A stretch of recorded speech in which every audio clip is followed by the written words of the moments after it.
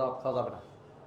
আর হালাল হারাম মিশ্রিত সম্পদ আছে, তার অন্য আয়ও আছে, তাহলে খাওয়া যাবে। আপনি নিয়ত করবেন যে আমি ভালোটা খাচ্ছি, হারামটা সে তার। কোনো কদোয়া হন, এমন যাকে মানুষ অনুসরণ করে চলবে, আপনার জন্য উচিত হবে তার বাসায় খাওয়া। কারণ আপনাকে দেখে মানুষ অনুসরণ করে। অনুসরণ ব্যক্তি অনেক কিছু করতে পারে, যাকে মানুষ অনুসরণ করে অনেক কিছু করা যায় না। কথা বুঝছেন? আব্দুল্লাহ ইবনে মাসউদ রাদিয়াল্লাহু আনহু একদিন বের হয়ে দেখলেন যে মসজিদে জামাত হয়ে গেছে, মানুষ বের হচ্ছে। তিনি ঘরে ফিরে গেলেন, কারণ এটা অভ্যাসে পরিণত হয় যে মানুষ দ্বিতীয় জামাত মসজিদে করে আসবে। এই জন্য, কারণ এটা কদোয়া যিনি, তিনি অনেক কিছুতেই কি করবেন, অনেক কিছু বৈধতাও অনেক কাজ করবেন না, কারণ এটা সাধারণ মানুষ স্বাভাবিক হিসেবে নিয়ে নেবে। যারা ঘুষখোর, সুদখোর বা পরিচিত, ওদের বাসায় যারা বড় আলেম যারা, তারা খাবেন না, বুঝলেন তো কথাটা? আর তারাও খাবেন না যারা, তাদেরও যেমনিভাবে যারা আত্মহত্যা করে, ওদেরকে বড় আলেম যেমন কি দিবেন না, জানাজা দিবেন না। সাধারণ কেউ জানাজা দিয়ে কোনো রকম দাফন করে দিবে, কারণ সে বড় দোয়ার অধিকারী থাকে নাই। এই জন্য কিন্তু দাফন করতে তো হবে, কারণ সে তো কোন কারণে আত্মহত্যা করছে সেটা বোঝা যায় নাই। সে কি কুফরি করে আত্মহত্যা করছে নাকি গুনাহ করে আত্মহত্যা করছে জানতে হবে। কারণ আত্মহত্যা দুই কারণে হয়, একটা হচ্ছে কি আল্লাহর উপরে রাগ করে, এটা তো কাফের। আর যে ব্যক্তি দুনিয়ার মানুষের উপর রাগ করে মরে গেছে, সে ব্যক্তি গুনাহগার, কাফের না।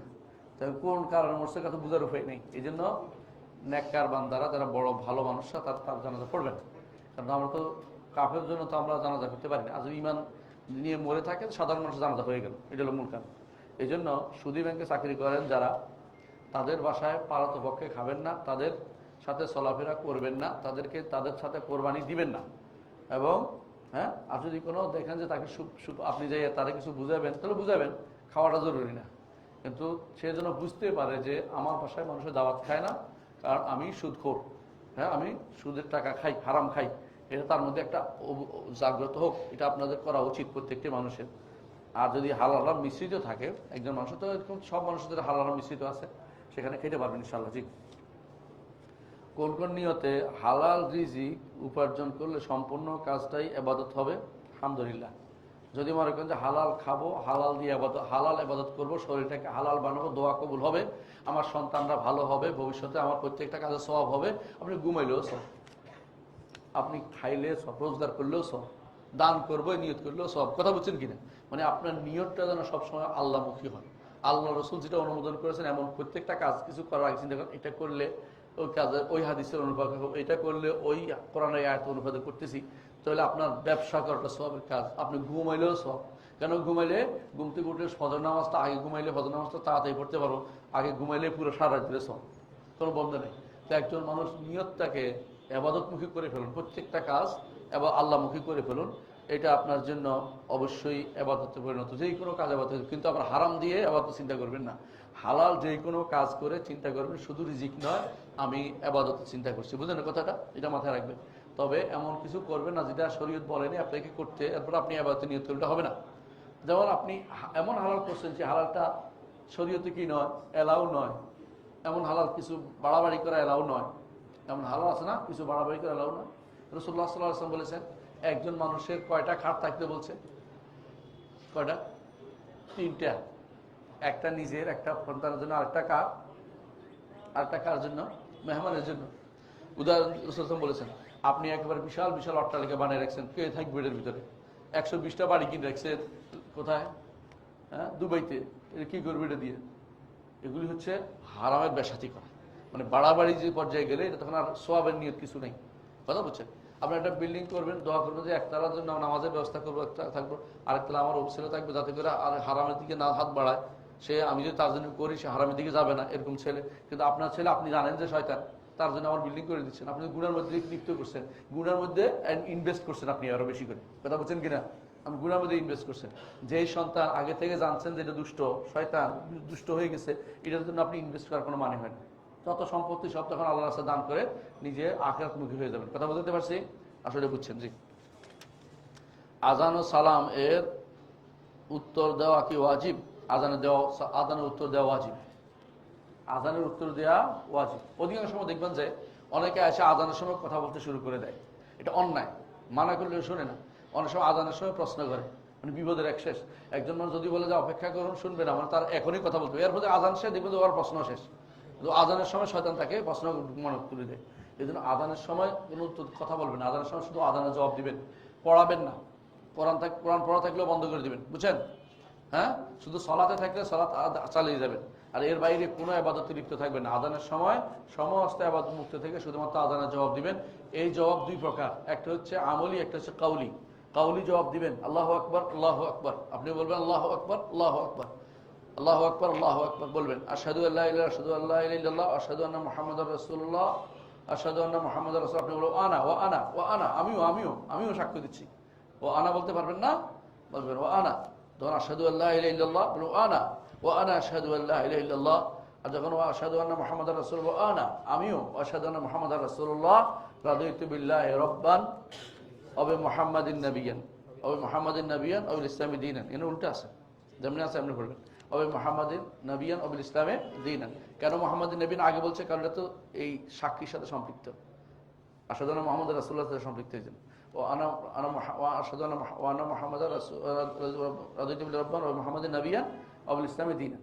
হ্যাঁ, এরপরে যখন হাইয়া আলাস সালাহ, হাইয়া আল ফালাহ, লা হাওলা ওয়ালা কুওয়াতা ইল্লা বিল্লাহ বলবেন। এরপর আল্লাহু আকবার, আল্লাহু আকবার। অথবা যদি কোনো বলে আসসালাতু খায়রুম মিনান নাম, কি বলবেন? আসসালাতু খায়রুম মিনান নাম বলবেন। কি বলবেন? সদাক তো বারাতা নাই, আসসালাতু খায়রুম মিনান নাম বলবেন। কি বলবেন? আসসালাতু খায়রুম মিনান নাম, বুঝে আসছে? এরপরে যখন শেষ হবে, আওয়াজটা বন্ধ করেন। হ্যাঁ, যখন শেষ হবে তখন কি বলবেন? সালাত, রাসূলের উপর সালাত, আল্লাহু আকবার, আল্লাহু আকবার, লা ইলাহা ইল্লাল্লাহ, রাসূলের উপর সালাত, আল্লাহুম্মা সাল্লি আলা মুহাম্মাদ ওয়া আলা কামা সাল্লাইতা আলা ইব্রাহিম ওয়া আলা আলি ইব্রাহিম ইন্নাকা হামিদুম মাজিদ পড়বেন। এরপরে আল্লাহুম্মা রাব্বা হাযিহিদ দাওয়াতিত তাম্মা ওয়াস সালাতিল কায়িমা আতি মুহাম্মাদানিল ওয়াসিলাতা ওয়াল ফাদিলা ওয়া দারাজাতুর রাফিয়া নাই, ওয়া দারাজাতুর রাফিয়া বাড়াবেন না, বুঝলেন তো? আতি মুহাম্মাদানিল ওয়াসিলাতা ওয়া বা'সু মাকাম মাহমুদুল ওয়া'তা ইন্নাকা লা তুখলিফুল মিয়াদ ওয়ারযুকনা শাফাআতু ইয়াউমুল কিয়ামা, এটা বলার নাই, নাই, এটা বাড়াবেন না।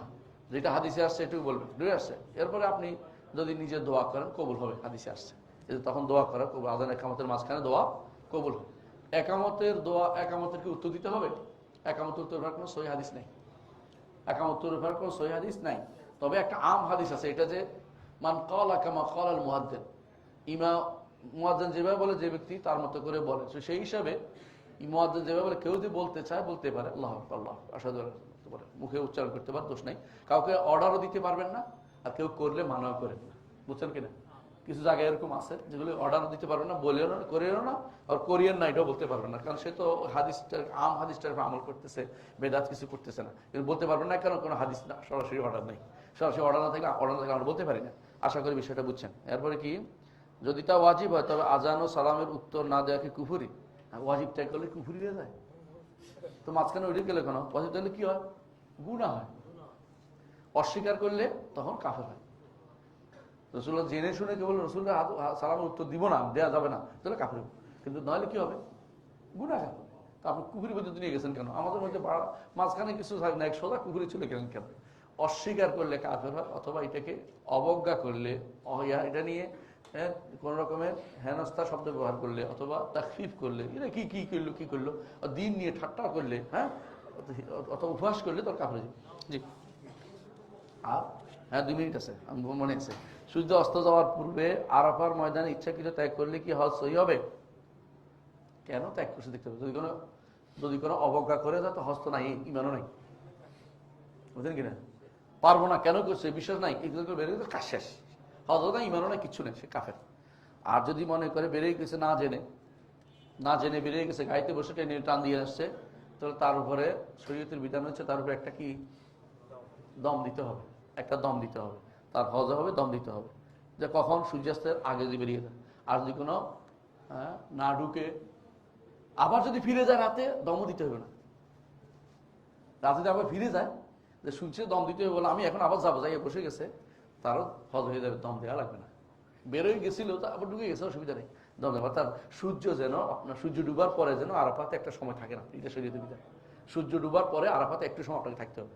সেটা করে সাথে সাথে থাকেন, পরে থাকেন। এমনকি কেউ যদি যাইতে পারে না দিনের বেলা, রাতের বেলা ঘুরে আসছে, তারও হজ হয়ে যাবে, দম লাগবে না। রাসূলুল্লাহ সাল্লাল্লাহু আলাইহি ওয়াসাল্লাম উরওয়া ইবনে মুদাররিস রাদিয়াল্লাহু আনহুকে বলছেন, যখন তিনি পাইলেন তাকে পাইছেন কোথায়? আর মুজদালিফাতে পাইছে সকালবেলা। বলছে ইয়া রাসূলুল্লাহ, আমি তো কিছু জানি না, আমি তালবিয়া পড়তে পড়তে চলে আসছি, এমন কোনো পাহাড় নাই তালবিয়া পড়েই নাই, মানে চারজনে চিৎকার করে চলে আসছেন। তো বলছে কি অবস্থা তোমার? সারাই শরীর কাপড় খোল, তাড়াতাড়ি কাপড় খোল, মানে যুব্বকাত দিয়ে হজ করে চলে এসছে, মানে হেরাম নাই। তোমার কাপড় খুলে ফেলো, কাপড়টা ধুয়ে ফেলো, তুমি একটা কাপড় পরো, মানে সিলাই মুহি কাপড় পরো। আর তারপর তিনি ঘোষণা করলেন, যে ব্যক্তি রাতে বা দিনে আরাফার মাঠ হয়ে এখানে এসে ফজরের সালাত আমাদের এখানে পড়েছে, তার হজ হয়ে গেছে। আলহামদুলিল্লাহ। এটা আমাদের জন্য একটা বড়, উনি ভুল করার কারণে আমরা কি শিখতে ফেললাম জিনিসটা। আলহামদুলিল্লাহ, আল্লাহর নেয়ামত। হ্যাঁ, রাতের কিছুক্ষণ প্রহর, এক প্রহর, সামান্য কিছু থাকলেই হবে। সূর্য ডুবের সাথে সাথে আপনার ওয়াজিব আদা হয়ে গেছে, মানে ফরজ আদায় হয়ে গেছে। রাতে যদি আপনি ঘুরে আসেন, রসুল বলছে হেঁটে আসেন, এর অর্থ হলো আপনার তাড়াইতে হইব না। এই রাস্তা যদি আরাফার রোড দিয়ে হেঁটে চলে আসছেন, তাও হয়ে গেছে। গাড়ি নিয়ে চলে আসছেন, তাও হয়ে গেছে। এত সহজ, আলহামদুলিল্লাহ। কি বলছে, 12 জিলহজে তারিখে রমি করার পর সূর্যাস্তের পর মিনা ত্যাগ করলে কি দম দিতে হবে? দম দিতে হবে। সূর্যাস্তের পর মিনা ত্যাগ করলে দম দিতে হবে, এটা দম দিতে হবে। কারণ যদি সূর্য ডুবে যায়, তাহলে 12 জিলহজে আপনাকে থাকতে হবে, রাত যাপন করতে হবে। পরের দিন পাথর মেরে তখন আপনি ফিরে যেতে পারবেন। এখন রাত থাকার পরে চলে গেছেন, পরে এসে পাথর মাছ এটা হবে, কিন্তু রাত আপনাকে থাকতে হবে। কতক্ষণ থাকতে হবে মিনাতে?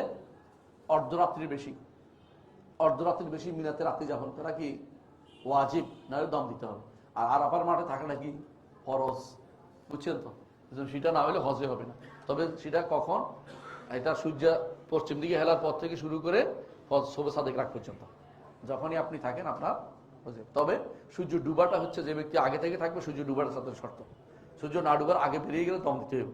আর রাতের বেলা আসলে দমও দেওয়া লাগবে না, কারণ তার সময় পায় না হয়তো, অথবা তার কোনো অসুবিধা ছিল তার, অথবা দেরি করে যাতে কাজের জন্য যাইতে পারে নাই, তারপরে তার জন্য হজ হয়ে যাবে, দম লাগবে না। কিন্তু যে ব্যক্তি সূর্যাস্তের আগে বেরিয়ে যাবে, তার দম দিতে হবে, বুঝছেন তো? কিন্তু যদি কোনো হজের প্রতি অবজ্ঞা প্রদর্শন অথবা বিরক্ত হইয়া বেরিয়ে যায়, তো ইমানও গেছে, হজও গেছে। এরম অবস্থায় পুরুষ বা মহিলার মুখমণ্ডলে ওড়না বা কোনো কাপড় স্পর্শ লেগে থাকা কি দূষণীয়? কোনো দূষণীয় না। মুখে লাগতে হবে। অনেকে ভুলটা করে, কি একটা ইয়া বানায়, কি ক্যাপ বানায়, ক্যাপের সামনে দিয়ে দেয়, তো এইখান দিয়ে সব দেখা যাচ্ছে। মেয়ে তো এটাই, মেয়েদের এটা দেখলে আর বাকিদের কি? হ্যাঁ, এগুলো ফাইজলামি করা জায়গা হয় না, এগুলো শরীয়তে দেয়নি। রাসূলুল্লাহ সাল্লাল্লাহু আলাইহি ওয়াসাল্লাম এই চেষ্টা করে না কোনোদিন। শরীয়তে এটা নাই, এটা বানাইছে কেউ, অতি দরবেশি করছে। মুখে কাপড় লাগবে, আবার উঠে ফেলবে, কাপড় লাগবে, উঠে ফেলবে। মুখ কাপড় লাগলে কোনো সমস্যা নেই, মানুষ না থাকলে উঠে ফেলবে, মানুষ দেখলে নামাই ফেলবে, যতক্ষণে হোক। মানুষও দেখা যাবে না, যে চেহারা দেখানোর কোনো সুযোগ নাই। হজের মধ্যে আপনি মেয়ের চেহারা দেখাবেন, তা কিন্তু না, আপনি ঢেকে রাখবেন। কিন্তু যখন একাকী হয়ে যাবে, রুমে চলে যাবে, তখন মুখ খুলে রাখবে, কথা বুঝছেন তো? যতক্ষণ হোক, অথবা সালাতের সময় মুখ খুলে রাখবে, কারণ এই সময় কেউ কাজ দিয়ে তাকাচ্ছে না। কথা বলছে, নিয়ম হচ্ছে মুখ খুলে রাখা, সালাত আদায় করা। মাথা মুছলে বা চিরুনি করলে চুল, এটা মেয়েদের কথা বলছি কিন্তু। আচ্ছা, আর মাথা মুছলে চিরুনি করলে চুল ঝরবেই, তাই এহরাম অবস্থায় এই কাজগুলি কিভাবে করব? প্রথমত, মাথা মুছলে চুল সাধারণভাবে হাত দিয়ে এরকম করলে যদি চুল যেটা পড়ে যায়, এটা মরা চুলে নিয়ে টেনশন নেই। ইচ্ছাকৃত ছিঁড়ে ফেলা, ইচ্ছাকৃত কাটাই ফেলা, এটা নিষিদ্ধ। যেগুলি পড়ে যায়, এগুলি নিয়ে কোনো দোষের কিছু নাই, এগুলি নিয়ে কোনো দমও নাই, কিছু নাই। এগুলি মরা জিনিস পড়ে গেছে, টান দিয়ে, কিন্তু ইচ্ছাকৃত টানতে পারবেন না। অনেকে বদভ্যাস আছে, এটা টানা, মুখ টানা, এটা করলে দম দিতে হবে। কিন্তু ইচ্ছাকৃত না, অনিচ্ছাকৃত পড়ে গেছে যেটা, এটার জন্য কিছু। তারা সাধারণত পানি মুছবেই, দাড়িও মুছবেই, এই জন্য পড়ে গেলে কিছু না, পড়ে যাবে কিছু না। এগুলি মরা জিনিস পড়ে যাবে, এগুলো দ্বারা কোনো কিছু করতে হবে না। আলহামদুলিল্লাহ, আশা করি বুঝছেন। আজকে এখন তো হজের টাইম নেই, হজের প্রশ্ন আসলো কেন? আলহামদুলিল্লাহ, আর কিছু নাই? একটা দুইটা ভালো দরকারি শেষ করে দেবো। হ্যাঁ, দরকারি কিছু। সালাম আলাইকুম। ওয়ালাইকুম আসসালাম। কি আমল করলে সন্তান সঠিক পথে ফিরে পাবে, আমার খোঁজ খবর নিবে? আল্লাহু আকবার। দোয়া বড় হচ্ছে কি? দোয়া। আর আপনি 5 ওয়াক্ত সালাত আদায় করেন, আল্লাহর কাছে দোয়া করে কান্নাকাটি করেন, ইনশাআল্লাহ আল্লাহ তাআলা ফিরিয়ে দিবেন। হ্যাঁ, সন্তানকে নসিহত করেন, সুন্দরভাবে করেন, সন্তানকে সুন্দরভাবে নসিহত করবেন। সন্তানকে যারা খারাপ হয়ে গেছে তাদের পরিণতির কথা স্মরণ করে দিবেন, যে দেখো, দুনিয়া কিন্তু ক্ষণস্থায়ী, আখিরাত হলো চিরস্থায়ী। তোমাকে আল্লাহর দিকে ফিরে আসো, আল্লাহ ফিরে আনবে, কোনো সন্দেহ নেই। মক্কার একজনে একটা ঘটনা বলছে, এটা শেষ করে মক্কাতে একজনে দেখছে, শেখ আব্দুল রাজ্জাক বিন বদর সম্ভবত এই ঘটনা বর্ণনা করছেন, যে কাবার সামনে একজনে দোয়া করতেছে, আল্লাহ যেন একটা সন্তান দেয়। পরের বছর দোয়া করতেছে, আল্লাহ যেন সন্তানটাকে বড় করে, সুস্থ করে, ভালো হয়েছে। পরের বছর আসে, কয়েক বছর পর এসে দোয়া করতেছে আল্লাহ সন্তান মেরে ফেলে, তো পুলিশে ধরছে, তুমি দোয়া করতেছো কেন? হ্যাঁ, ওরা তো ভালো জানে দোয়া করতেছি এটা আমার এই ক্ষতি করে, এই ক্ষতি করে। কারণ না, এখানে তুমি এই দোয়া করি না, এখানে দোয়া আল্লাহ যেন ভালো করে দেয়। তো দোয়া করছে আল্লাহ যেন তারা ভালো করে দেয়। পরের বছর আসে দেখে এই লোক আসে দোয়া করছে, আল্লাহ আমার ছেলে তুমি এটা দোয়া করতে বেশি, কি হয়েছে? ছেলে ভালো হয়ে গেছে। তো মানুষ কখন পরিবর্তন আপনি জানেন না, জায়গা মতো দোয়া নাকি বদয়া করে বসে রয়েছে। ওয়াদুল ইনসানু বিশাররি দুআহু বিল খাইরি ওয়া কানাল ইনসানু আজুলা। মানুষ খুব দ্রুত অবস্থান পরিবর্তন করে, আজুল। আজুল না হইয়া সন্তানের দোয়া করতেই থাকেন, করতেই থাকেন, করতেই থাকেন। আপনি যত বদয়া দিবেন সে এত কষ্ট দিবে আপনাকে। আল্লাহ আমাকে বুঝার তৌফিক দান করুন। সুবহানাকাল্লাহু ওয়া বিহামদিকা আশহাদু আল্লা ইলাহা ইল্লা আনতা আস্তাগফিরুকা ওয়া আতুবু ইলাইক। আসসালামু আলাইকুম ওয়া রাহমাতুল্লাহি ওয়া বারাকাতুহু। আসসালামু আলাইকুম।